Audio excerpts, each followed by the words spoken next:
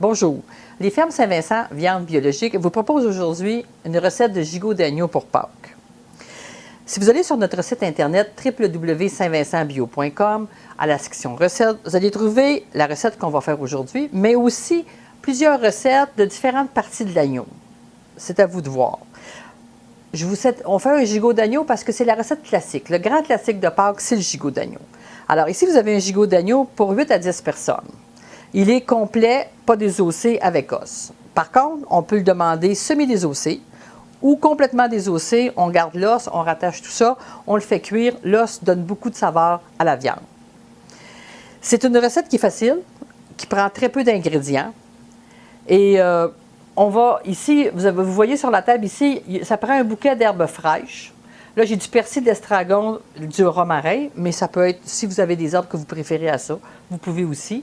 Du vin blanc, du bouillon de veau ou d'agneau, des oignons, de l'ail, de la moutarde de Dijon.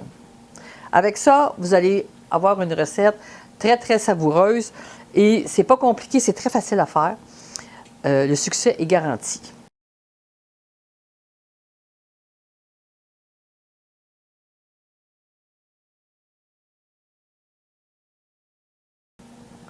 Maintenant, il faut faire cuire le gigot. On allume le fourneau à 350 degrés, la grille à l'étage du milieu. On prépare notre gigot d'agneau, mais on figure le temps. Alors, un gigot de 2 kg, 1h20, 1h30 de cuisson. Après 1 heure, vous prenez votre thermomètre, vous mesurez la température à mi-chemin dans la chair. Vous vous rendez jusqu'à l'os, vous retirez 70 degrés Celsius, 170 degrés Fahrenheit. C'est très important si vous ne voulez pas qu'il soit trop cuit. Maintenant, la préparation du gigot d'agneau, on met les oignons hachés grossièrement dans le fond pour faire un lit pour notre gigot. On hache grossièrement notre bouquet d'herbes fraîches qu'on dépose, le bouillon de veau ou d'agneau, le vin blanc. On pique notre agneau avec de l'ail, comme ça, dans des fentes. On badigeonne de moutarde sur les deux côtés. On met de l'ail aussi sur les deux côtés. On badigeonne. On met ça sur le lit et on met le reste le bouquet d'herbes fraîches sur le dessus. On couvre, on met au four. Alors, les oignons, taillés grossièrement dans le fond de votre liche frite, bien placés comme ça.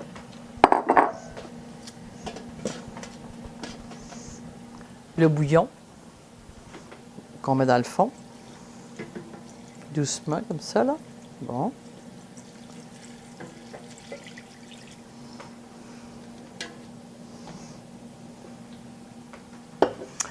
On hache grossièrement la moitié de nos herbes fraîches.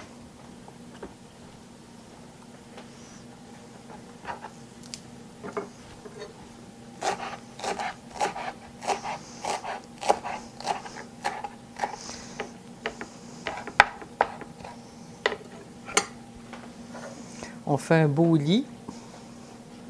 On termine de hacher nos herbes qu'on dépose ici. Et voilà. Il nous reste à piquer notre agneau à l'ail. Alors, on fait des incisions assez profondes pour pouvoir insérer une portion d'ail. Il faut bien atteindre la chair en dessous si on veut qu'on parfume la viande. Quand on a fini d'insérer les petits morceaux d'ail dans la viande de notre gigot d'agneau, on badigeonne avec une moutarde de Dijon sur les deux côtés, recto verso. Alors, je vais commencer par le côté en dessous pour pouvoir le mettre sur mon lit d'herbes fraîches et d'oignons que j'ai préparé. Alors, l'idée, c'est de bien badigeonner où il y a de la viande. Maintenant, on dépose notre gigot sur notre lit d'herbes et d'oignons, comme il faut. Et on badigeonne ce côté-ci de moutarde de Dijon. N'oubliez non plus, avant de mettre le gigot, de bien déposer sur le dessus la deuxième partie des herbes fraîches que l'on a hachées tantôt. Alors, c'est vraiment des herbes fraîches que vous choisissez à votre goût, mais persil, estragon, romarin, thym, c'est tous des choses. Mais prenez des fraîches, hein? Ça fait toute la différence dans la recette. Et voilà. prête à mettre au four. Pour servir comme accompagnement avec votre gigot d'agneau, on utilise des petites patates rissolées ou bien des patates en purée ou un sauté de légumes. L'agneau doit se servir très chaud. Le gras fige rapidement dans l'agneau. On sert ça aussi avec une gelée de menthe. C'est excellent. Je vous souhaite un bon appétit et une joyeuse Pâques.